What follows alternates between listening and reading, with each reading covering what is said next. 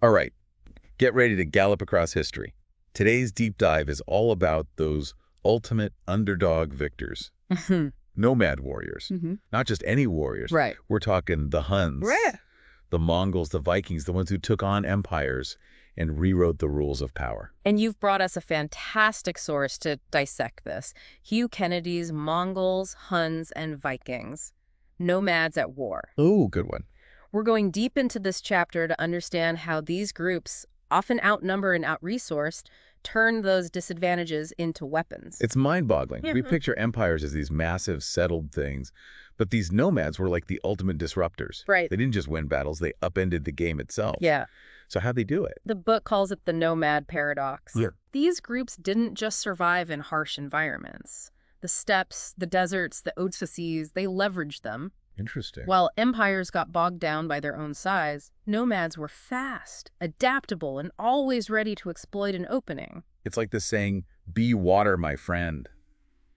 They were masters of using what others saw as weaknesses to their advantage. Precisely. Take the Huns and their horses. Okay. Kennedy paints a vivid picture of their reliance on these animals. Hmm. They were almost extensions of the warriors themselves. Wow. Grazing freely year-round and developing a hardiness Roman horses simply didn't possess. Really? Imagine, the Huns didn't even stable their horses. That's intense and totally different from the Roman cavalry with their fancy stables and carefully measured diets. Exactly. This difference in approach highlights the Huns' deep connection with their environment. This wasn't just about being tough, it was about maximizing the resources they had. Right. This allowed them to cover vast distances without needing bulky supply lines. Right. They were incredibly mobile and could dictate the terms of engagement. It's like comparing a marathon runner who can live off the land to a weightlifter who needs a protein shake every mile.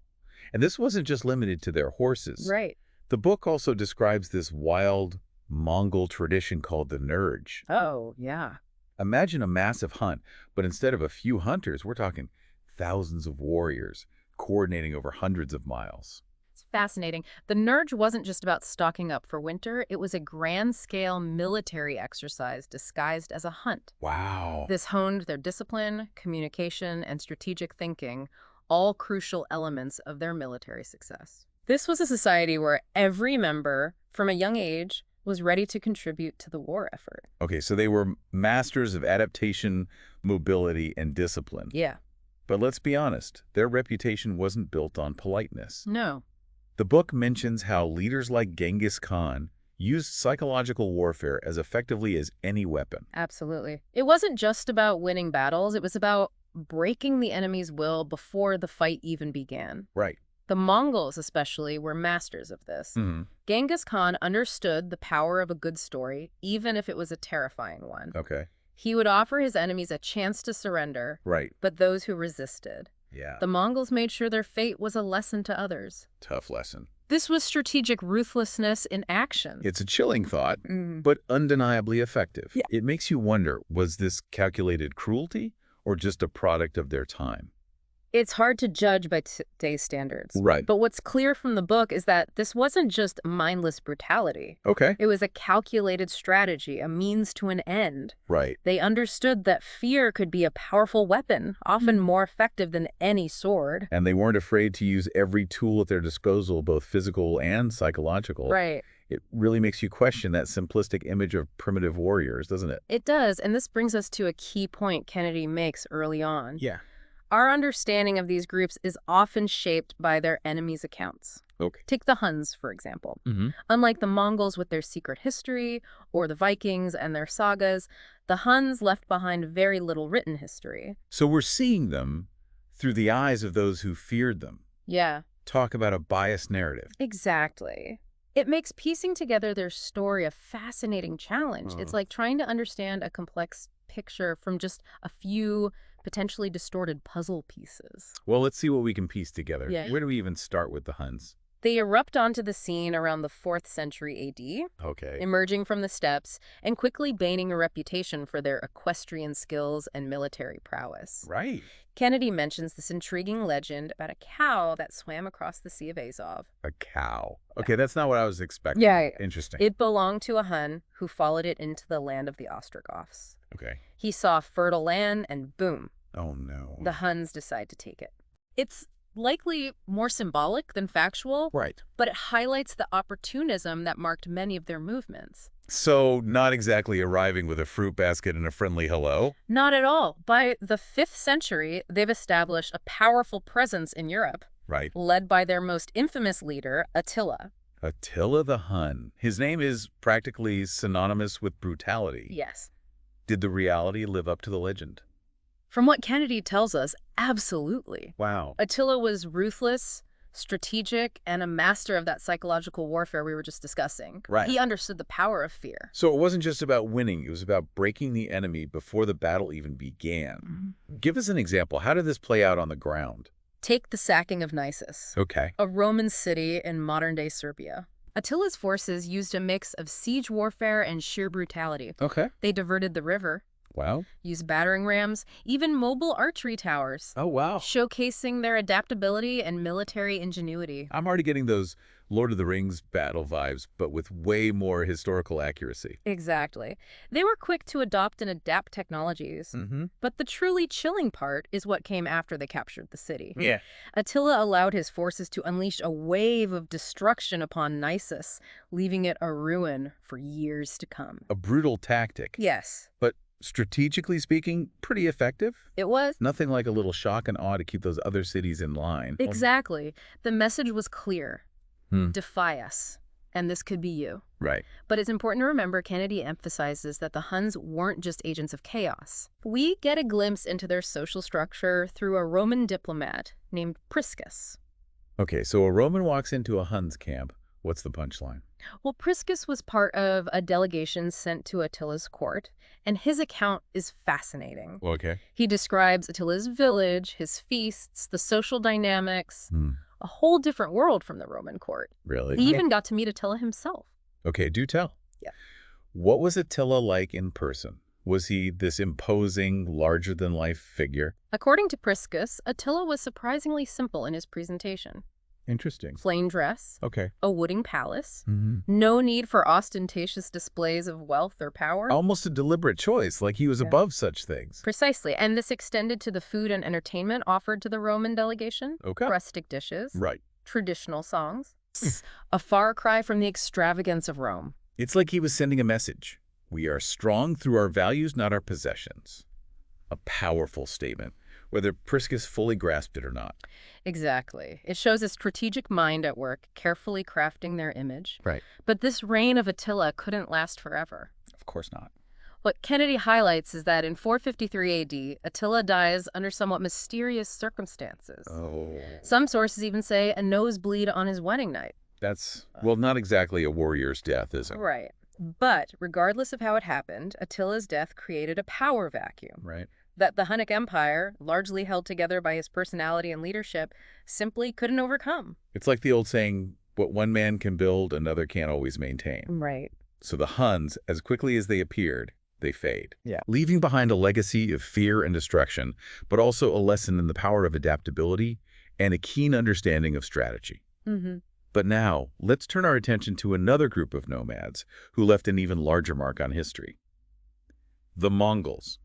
What set them apart? The Mongols were something else entirely. Right. They took those same elements we saw with the Huns, the horsemanship, the psychological warfare, and amplified them on an unprecedented scale. Right. And luckily for us, we have far more detailed accounts of their rise, Okay. thanks to historians who lived through their conquests. Oh, like first-hand accounts. That's amazing. It's one thing to read a dry history book, but to hear it from someone who lived through it. Exactly. They don't hold back, describing both the strategic brilliance and the sheer ruthlessness of it all. Wow. It's a goldmine for understanding who they were. Okay, so where do we even begin with the Mongols? Who were these guys before they were the Mongols? We have to rewind to the 12th century, Yep. to the sprawling steppes of Mongolia. Okay, This is where a leader emerges who will change everything. I'm listening. Genghis Khan. Ah, Genghis Khan. Perhaps the most famous nomad warrior of all time. He might be. But he wasn't born with that name, was he? No, he was born Temujin. Okay. And what's fascinating is how he became Genghis Khan oceanic ruler. Right. He didn't inherit his power, he forged it by uniting the often warring Mongol tribes. And how did he manage that? Unifying a bunch of tribes who are used to battling each other sounds like a recipe for disaster. It took a unique blend of diplomacy, strategic ruthlessness, and a healthy dose of ambition. Right. Imagine, by 1206, he'd earned the title of Genghis Khan. He was more than just a warrior, he was a visionary. So what was his secret sauce? Was he just a military genius, or was there something more? He was undoubtedly a brilliant military mind, Okay. but it went beyond tactics. He was an innovator. Okay. He implemented a decimal system in the Mongol army, Interesting. breaking from traditional structures and organizing them into units of 10, 100, 1,000, and so on. Wait, a decimal system? That sounds incredibly modern for the time. It was revolutionary. This seemingly simple change made the army incredibly efficient. Interesting. Orders could be relayed quickly. Right. Troops could be deployed with incredible speed and precision. Right. It allowed him to control a vast and growing army with surprising agility. It's amazing how such a seemingly small change had such a massive impact on their ability to wage war. It really is. And let's not forget the psychological warfare that Genghis Khan was so good at. Right. Kennedy describes how he would give his enemies a chance to surrender, but those who refused, well, their fate served as a chilling lesson for others. Wow. This wasn't just about winning, it was about securing future victories through fear. So strategic brilliance coupled with calculated ruthlessness, that's a potent combination. A deadly combination. Right. Yeah. But surely there's more to Genghis Khan than just conquest and terror. You're right. Okay. Kennedy highlights that Genghis Khan's vision wasn't just about destruction. Right. It was about building an empire that would last. Okay. And he knew that required more than just military might. So what else did he bring to the table? Well, he was surprisingly tolerant of different religions within his empire. As long as you paid your taxes and acknowledged his rule, you were free to practice your faith. That's interesting. Okay. He also implemented a legal kind of viyasa to establish law and order within the vast territories he controlled. So he was a pragmatist, understanding that true power requires more than just brute force. He really was. He was laying the groundwork for a lasting legacy. Absolutely. It definitely challenges the simplistic image of Mongols as purely ruthless barbarians. Exactly. Yeah. He was a complex figure who defied easy categorization. Right. He was a brilliant strategist, a ruthless conqueror, and a shrewd ruler, all rolled into one. A man of contradictions, yet incredibly effective in achieving his goals. Yes. But let's talk about those goals. Okay. Where did Genghis Khan first set his sights after uniting the Mongol tribes? His gaze fell southward, toward the wealthy Jin dynasty of northern China. A bold move, taking on such an established power. It was. The Yeah. Jin dynasty had resources, a large army, the works. But what Genghis Khan recognized was that they were also slow and predictable. Right. He exploited their rigidity, Oh. using the Mongol speed and mobility to their advantage. And I'm guessing that played out in their favor. Oh, absolutely. By 1215, they captured the Jin capital, Zhongdu, present-day Beijing. Wow. By 1234, the Jin dynasty was gone, a testament to the Mongols' ability to adapt their tactics to different enemies and terrains. That's an incredible feat. But something tells me this was just the beginning for Genghis Khan and his Mongol hordes. Oh, yeah. Where to next? Whose doorsteps did they darken with the thunder of hooves? Westward they rode, towards the Islamic world, and one empire in particular, the Khwarezmian dynasty. Okay, now we're talking. The nomadic Mongols versus the established Islamic world. That's right. This wasn't just a border skirmish. This was a clash of civilizations. Right. What was the catalyst for this confrontation? It all started with a seemingly minor incident. Okay. In 1218, a Mongol caravan under Genghis Khan's protection was attacked and plundered near the Khwarezmian city of Otrar. A trade dispute. That hardly seems like a justification for all-out war. Right. But for Genghis Khan, it was a matter of honor and a direct challenge to his authority. I see. He demanded justice and reparations from the Khwarezmi Shah. And I'm sensing that the Shah didn't exactly roll out the red carpet and offer a heartfelt apology. You'd be right. Of course not. The Shah, probably underestimating Genghis Khan's resolve, refused. Big mistake. This is where those meticulously crafted reputations come into play. Exactly. The response was swift and brutal. Yeah. Genghis Khan unleashed the full might of the Mongol army on the Khwarezmian dynasty. Wow. This wasn't just about punishing a slight. This was a calculated campaign of conquest. So let's talk strategy. Okay. The Khwarezmi dynasty was huge, wealthy, and well-established. They were. How did Genghis Khan, even with his military genius, plan to take on such a formidable foe? The Mongols, as always, adapted. They used the Khwarezmians' reliance on fortified cities and traditional armies against them, How so? while the Khwarezmians hunkered down in their fortresses. Okay. The Mongols were outmaneuvering them, Right. disrupting their supply lines and sowing chaos in their wake. Classic guerrilla warfare. They were playing a completely different game, weren't they? Precisely. The Mongols were masters at exploiting their enemies' weaknesses. Right. And in this case, they used the Khwarezmians' own rigidity against them. It's fascinating how they blended military strategy with this almost psychological warfare. Right. While the Mongols were outmaneuvering the Khwarezmian army, what was happening to those heavily fortified cities they initially bypassed? That's where their adaptability really shines. Okay. Remember, they were nomadic people, Right. masters of the open plains. Mm-hmm. And yet, as Kennedy details, they became surprisingly adept at siege warfare. Wait, hold on. Weren't they supposed to be the horse-riding, arrow-slinging masters of the open battlefield? How did they suddenly become experts in siege warfare? They were quick learners. Genghis Khan, recognizing that he couldn't conquer the Khwarezmian dynasty by just raiding the countryside, brought in skilled engineers from China, Okay. land they had conquered earlier. So they used the expertise of those they'd conquered to further their own goals. Yeah. Talk about adding insult to injury. Exactly. They were pragmatists above all else. Wow. These Chinese engineers brought with them knowledge of advanced siege weapons, like the mangonel, a type of massive catapult. Adding masters of siege warfare to their already impressive resume. Yeah. But knowing how to use a weapon is one thing. How do they actually deploy these new toys? Do they just start hurling rocks at city walls? They were more strategic than that. Okay. They combined these technological advancements with cunning psychological tactics. Kennedy describes how they would often use captured civilians as human shields during sieges. Brutal, but effective. It was a horrifying tactic, Right. but unfortunately a common one in warfare. The Right. psychological impact on both the defenders and the civilians trapped inside those walls was immense. Right. It sowed fear, eroded morale, and often made surrender the only viable option. So we see that pattern repeating? Military prowess coupled with this chilling understanding of psychology. Exactly. And it yielded results. Right. By 1220, the Khwarezm Shah, outmaneuvered, betrayed by his own, flees his capital and eventually dies on a tiny island in the Caspian Sea. A far cry from the heart of his once mighty empire. What a fall from grace. It was. So another victory for the Mongols. Yes. But their thirst for conquest was far from quenched, right? Yeah. You know it. With Persia under their belts, they turned their attention westward, towards Europe. Oh boy, here come the Mongols. I bet the rulers of Europe were getting a little nervous hearing about what happened to the Khwarezmian dynasty. They were right to be afraid. What happened next? Did the Mongols just steamroll through Europe like they had everywhere else? That's where we'll pick up in the next part of our deep dive. We left off with the Mongols, spearheaded by the brilliant Subutai, setting their sights on Hungary, one of Europe's powerhouses at the time. Right.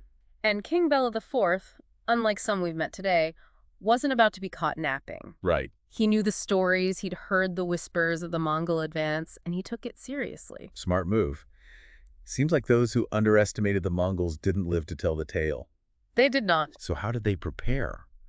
Did they try to build some great wall of Hungary and hope for the best? Fortress walls alone weren't going to cut it against the Mongols. Bela knew this. He strengthened his fortifications, yes, but he also called upon his allies for support, bolstering his forces with those heavily armored knights, the pride of any medieval army. Ah, the classic image of the European knight, shining armor, charging into battle. Right. But wasn't this a bit of a mismatch? We're talking about heavy cavalry versus the Mongols' swift, almost ethereal horse archers. It's a classic clash of styles, and Kennedy captures that beautifully in the book. Yeah. The European knights, they were all about shock and awe, a hammer blow to break the enemy's lines. Right. But the Mongols, they were like water, flowing around those heavily armored obstacles, picking them apart from a distance with their archery. So how did this grand showdown begin?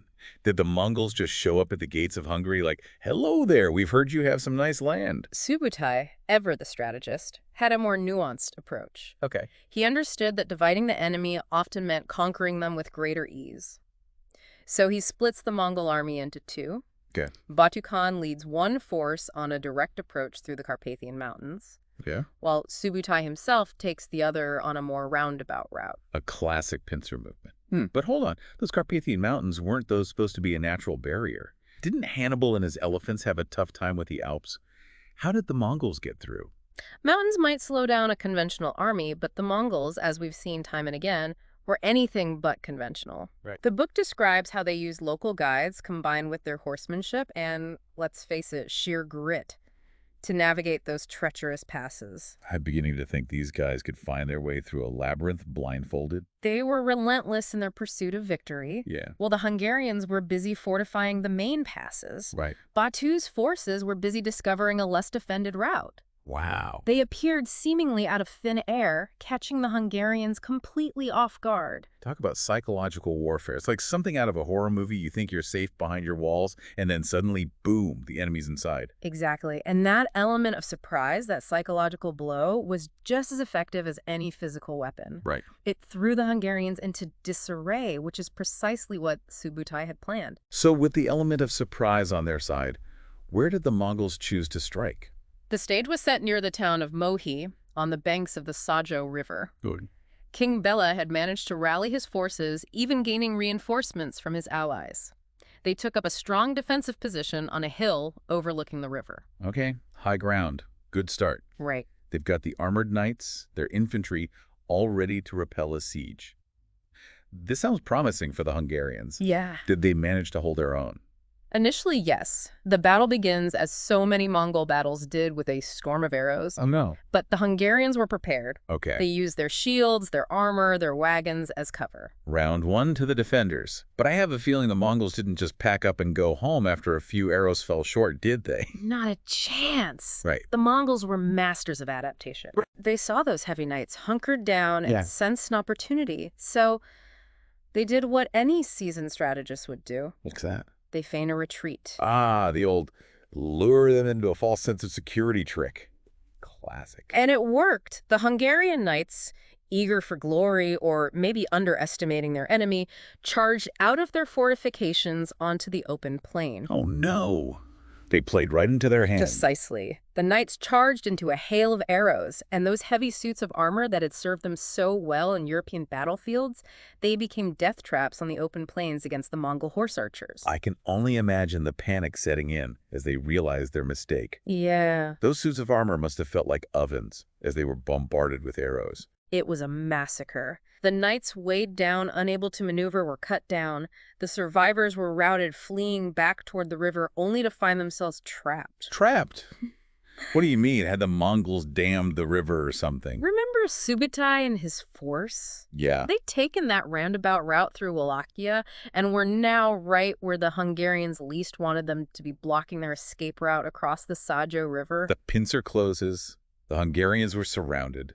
This wasn't a battle anymore. It was a slaughter. Exactly. The remaining Hungarian forces were decimated. King Bela barely escaped with his life. The Mongols had won a decisive victory, crushing one of the strongest armies in Europe. Right. But here's where it gets interesting. They didn't press their advantage. They didn't. Why not? They had Hungary on the ropes. Surely after a victory like that, they would have just marched right in and taken over. And yet, they didn't.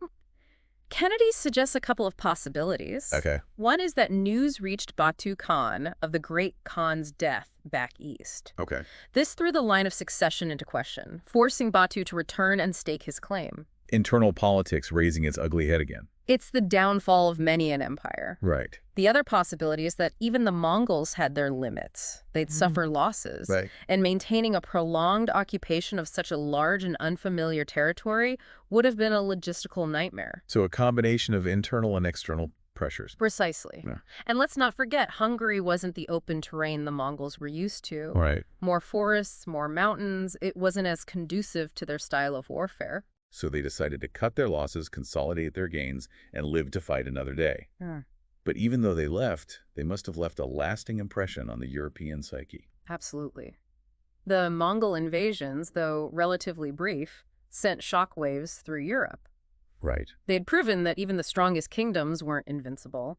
But now, let's set sail for a different kind of nomadic power, one that evokes images of icy fjords and epic sagas.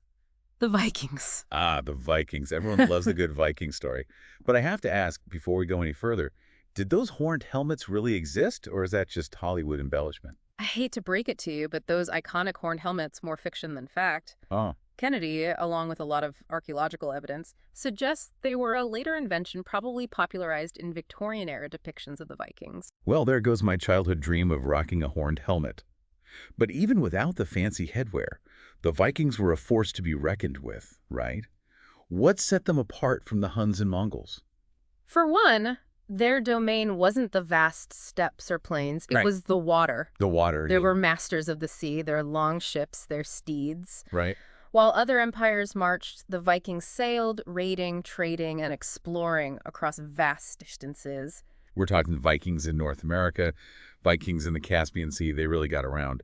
But what was so special about these longships? Were they just bigger and badder than everyone else's boats? Their longships were engineering marvels, a testament to their ingenuity. Okay. Kennedy describes them as the perfect marriage of strength, speed, and maneuverability. They were clinker-built, meaning the planks overlapped, creating a hull that was both strong and flexible, Yeah. perfect for those stormy North Atlantic seas. Okay, so seaworthy, check. Oh? But they needed more than a sturdy boat to strike fear into the hearts of coastal communities, right? Were they armed to the teeth? Their longships were fast thanks to a sleek design and the use of both sails and oars. Okay. They could navigate rivers, disappear into the open sea. It was like having the ultimate getaway vehicle. Right. Imagine the terror of seeing those ships appear on the horizon, knowing they could be upon you in moments. It's giving me pirate vibes, but with better PR. And just like the Huns with their horses, the Mongols with their bows, the Vikings had this deep connection to their ships. Yeah. They weren't just vessels, they were symbols of power, of Viking identity. Okay, so they had the ships, but how about those on board? Were they all battle-hardened giants with a penchant for plunder? What were their weapons like? Forget the Hollywood imagery of giant hulking Vikings. Okay. They were masters of hand-to-hand combat, relying on practical, effective weaponry. Like what? Swords, axes, spears. They weren't about fancy gadgets, they were about efficiency and brutality. So no laser beams or hidden blades. Just good old-fashioned steel. Think more along the lines of finely crafted swords, double-edged, made of high-quality iron. Okay.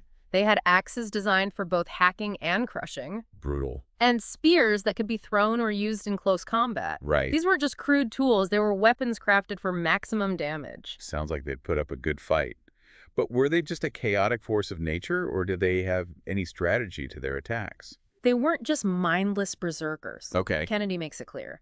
The Vikings were organized, disciplined warriors, capable of fighting in formations and employing tactics. Or they were more than just brute force. Much more. Their success stemmed from a combination of factors. Yeah. Their seafaring prowess, their weaponry, their discipline, and their ability to adapt to whatever situation they encountered. Right. They were the ultimate pragmatists of the battlefield. It's a potent combination. Mm-hmm. But all this begs the question, what drove them? Why leave their homelands, brave those treacherous seas? Was it all just bloodlust and the desire for riches? It's more nuanced than that. Yeah. Kennedy suggests several factors were at play. Mm-hmm. Remember Scandinavia, with its harsh climate and limited farmland, wasn't exactly a paradise. Yeah. Overpopulation and the desire for better opportunities likely fueled their outward expansion. The original go west, young man. But in this case, it was go anywhere but here. Exactly. And they had the means to do it. Yeah. Those longships weren't just for show. Right. They allowed the Vikings to explore, to raid, to trade, and to find new homes. And I'm guessing those wealthy monasteries and undefended coastal settlements seemed like tempting targets. They certainly weren't opposed to a little plunder. Right. It was a way to gain wealth, prestige, and prove themselves in battle. Right. Their warrior culture valued bravery and skill in combat, and raiding was a surefire way to earn your stripes. A little side hustle, Viking style. But it wasn't all about raiding, was it? The Vikings were traders and explorers as well, right? Absolutely. They established extensive trade networks spanning from North America to the Middle East. No. Furs, timber, honey, walrus ivory, they were the Amazon prime of their day. From raiders to traders, the original multi-hyphenates. But when did this Viking age officially kick off? When did the rest of Europe start to realize, hey, we've got a bit of a Viking situation here?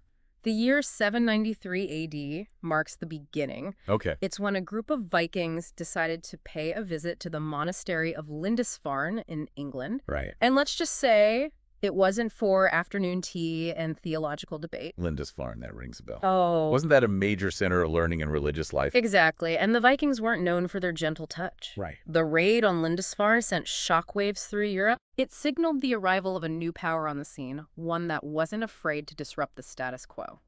So how did these early raids typically play out? They usually involved small, mobile bands of Vikings, Right. hitting coastal communities, monasteries, Right. any place that was poorly defended and easily accessible by water. Right. They relied on speed and surprise, grabbing whatever they could and then vanishing back into the sea before anyone could mount a defense.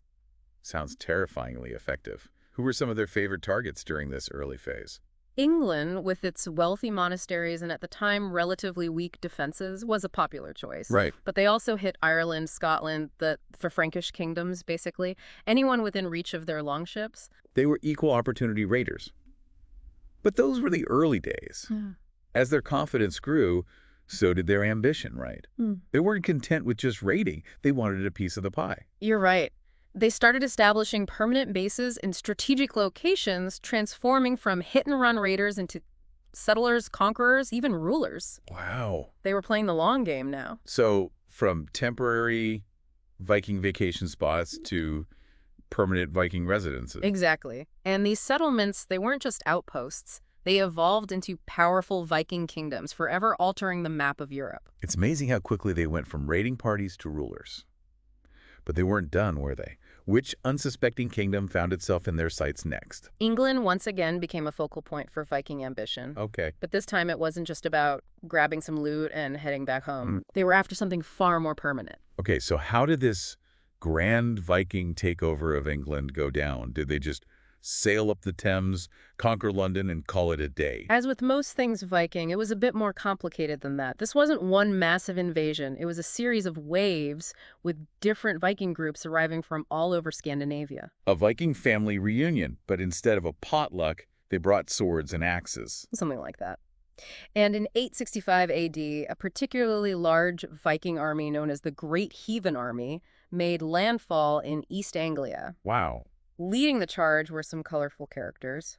Ivar the Boneless, Okay. Dan Ragnarsson, and Uber Ragnarsson. Ivar the Boneless, I'm assuming there's a story there.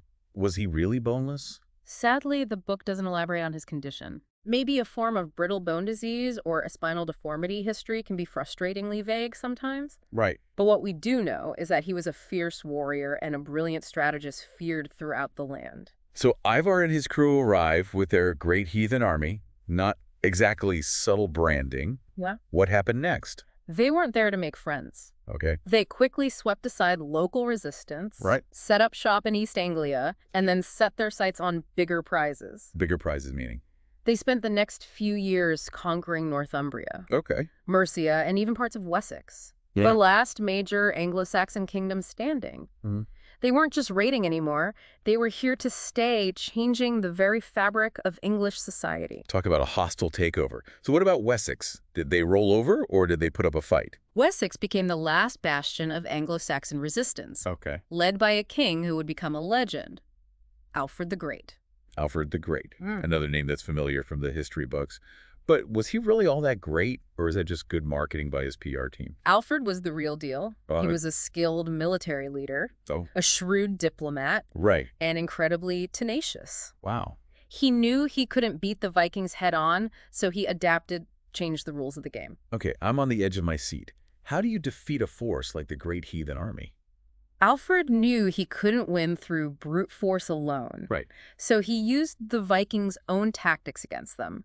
Speed, mobility, and surprise. Wow, okay. He retreated to the Somerset marshes, rallying his forces and launching guerrilla attacks, disrupting supply lines and gradually wearing down his enemy. Turning the tables on them. It's the classic underdog story. Exactly. And as Alfred racked up victories, more people rallied to his cause, Right. inspired by his leadership and determination. Right. It was a true David and Goliath situation. So what was the turning point? When did the tide turn in Alfred's favor?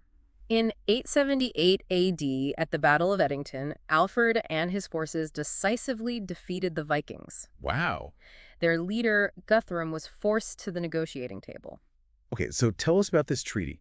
Did it send the Vikings packing back to Scandinavia with their tails between their legs. It wasn't a total victory, but it marked a turning point. Okay. The Treaty of Wedmore, as it's known, officially divided England into two: Wessex under Alfred's rule, Okay. and the Danelaw, a large chunk of eastern and northern England, which was ceded to the Vikings. So they got a consolation prize. More than a consolation prize, the Danelaw wasn't just some Viking vacation home. It had its own laws, its own culture. Right. It had a profound impact on the development of England even to this day. It's fascinating how this one agreement reshaped England. But while all this was going on, the Vikings weren't just sitting around in the Danelaw, were they? Oh, absolutely not. They were busy making their presence known throughout Europe. Okay, let's talk about France. Yeah. They had a bit of a Viking problem of their own, didn't they? Oh, they did. Starting in the early 9th century, the Vikings were sailing up the Seine, Okay. the Loire, the Rhine, all the major rivers, All right. plunging deep into the heart of the Frankish kingdoms. So no more just sticking to the coastlines. They were going for the big leagues. They knew the Frankish kingdoms, for all their size and supposed strength, were surprisingly vulnerable. Their defenses were weak, and their leadership, well, let's just say Charlemagne wasn't around anymore. So were the Franks just sitting ducks? They tried to fight back, of course. Yeah. They built fortresses, Oh. raised armies, Mm-hmm. even resorted to paying the Vikings off with Danegeld, basically, protection money. Wow. But as Kennedy points out, it wasn't always effective. The Vikings had a knack for taking the money and coming back for more. I guess when your business model is raiding and plundering, there's always a demand for more business. Mm-hmm. So what finally changed the game in France?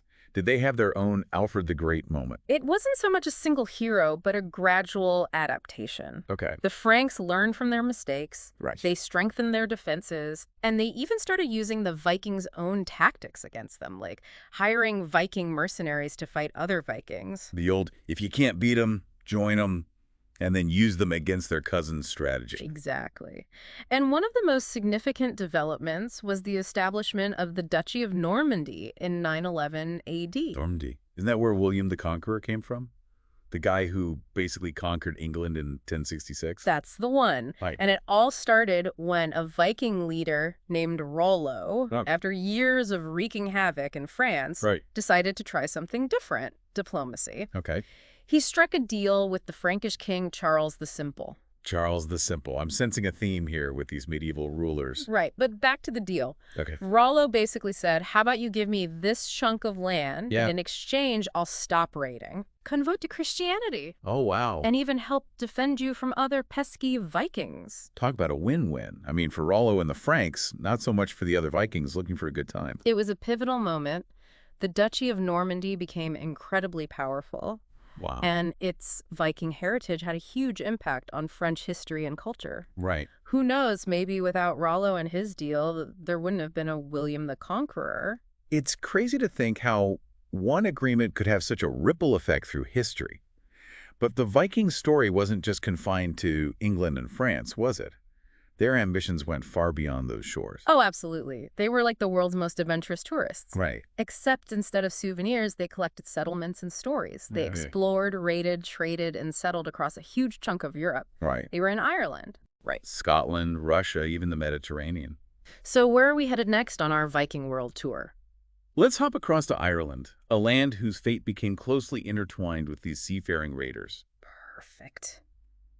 I'm ready for more tales of Viking adventure. What went down in the Emerald Isle? So Ireland, land of saints and scholars, and apparently Vikings. What drew them to the Emerald Isle? Were they after its legendary pot of gold? Maybe they hoped to find it, but on a more serious note, Kennedy describes Ireland in this period as a land of opportunity for the Vikings. Okay. It was wealthy, Mm-hmm. with its monasteries and fertile land. Right. But crucially, like many places at the time, it was divided into smaller kingdoms, often at odds with each other. Sounds like the Vikings had a knack for showing up wherever there was a bit of political instability, always ready to exploit those divisions. Precisely. And Ireland was no exception. Right. They began raiding there in the late 8th century, Okay. and by the 9th century, they were setting up shop, Real? building settlements, forging alliances, and making themselves very much at home. So they were in a full-on colonization mode by this point. Exactly. Yeah. And their impact was huge. Okay. They didn't just take over existing cities, they founded major ones. Really? Dublin, Waterford, Limerick cities that are still thriving centers of Irish life today. Wow. Viking city planners. That's not the image that usually comes to mind. They weren't just warriors and raiders, they were builders and organizers. They were adaptable, that's for sure. And nowhere is that more evident than in Ireland. Oh. You can see their influence even today, not just in the cities themselves, but in the place names, the architecture. Their mark is woven into the very fabric of Ireland. It's amazing to think that a group of raiders from across the sea could have such a profound and lasting impact. But speaking of impact, they didn't just leave their mark on Western Europe, did they? Yeah. Kennedy also talks about their ventures into Eastern Europe, sailing those rivers all the way to the Byzantine Empire. Absolutely. The Vikings were drawn eastward by the lure of trade. Okay. They sailed those vast river systems. Right.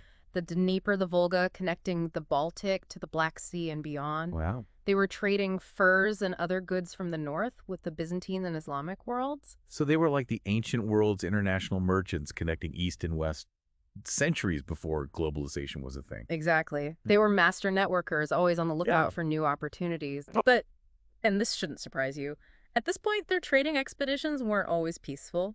Oh, no. They weren't above a little raiding on the side. Once a Viking, always a Viking, eh? So they were raiding Slavic settlements, trading for silks and spices. What else did they get up to in the East? They even set their sights on the crown jewel of the Byzantine Empire, Constantinople. They attacked Constantinople. That city was supposed to be impenetrable. It was a bold move. Yeah. But remember those longships? Yeah. They allowed the Vikings to bypass traditional defenses, launching surprise attacks from the water. Wow. They actually raided Constantinople multiple times. I bet that gave those emperors a case of the cold sweats. Yeah. How did the Byzantines respond to these Viking intrusions? Initially, they were caught off guard. Yeah. But the Byzantines weren't slouches when it came to warfare. They fortified their defenses, Right. built up their navy, and even started hiring Viking mercenaries to fight against their own kin. Classic divide and conquer strategy. Did it work? Eventually, Right. the Byzantines were able to contain the Viking threat, Okay. but the Vikings had already made their mark on Eastern Europe. Yeah. Kennedy argues that they played a significant role in the birth of the Rhesus state, which would eventually become Russia. Wait, the Vikings had a hand in the creation of Russia? That's wild. It is. Oh, wow. Some accounts claim that a Viking chieftain named Rurik was invited by Slavic tribes to rule over them in the mid-9th century. Interesting. Talk about a career change. From raiders to rulers, it seems like that was a common career progression for these Vikings. Yeah. It's incredible to think about their impact, both in the East and West. It really challenges our perception of history as this neat, linear progression. The reality is far more interconnected and surprising. Exactly. The Vikings were a force of disruption, for sure. Right. They upended existing power structures, forged new identities, and connected distant corners of the world. Wow. Their story reminds us that history is anything but predictable. It's been an incredible journey, what do you say? We've galloped with the Huns, ridden with the Mongols, and sailed with the Vikings, three very different groups, yet with some striking similarities. Yeah. What are some of the key takeaways we can glean from their stories? What impressed me reading Kennedy's account is their adaptability. They thrived in harsh environments, learned new skills, adopted new technologies. Right. They were masters of pivoting to meet the challenges they face. So adaptability was key to their success. Absolutely. They were always evolving, always pushing the boundaries of what was possible. Right. And then there's the mobility factor. Yeah. They were masters of speed and maneuverability. Right. They understood that being able to strike quickly and disappear just as fast gave them a huge advantage. Whether it was on horseback, camelback, or in those incredible long ships, speed was their weapon. But they weren't just brute force, were they? They were also masters of psychological warfare. Exactly. Okay. They knew how to use fear and intimidation to weaken their enemy's resolve. Right. They understood that victory wasn't just about physical strength, it was about mental dominance. So adaptability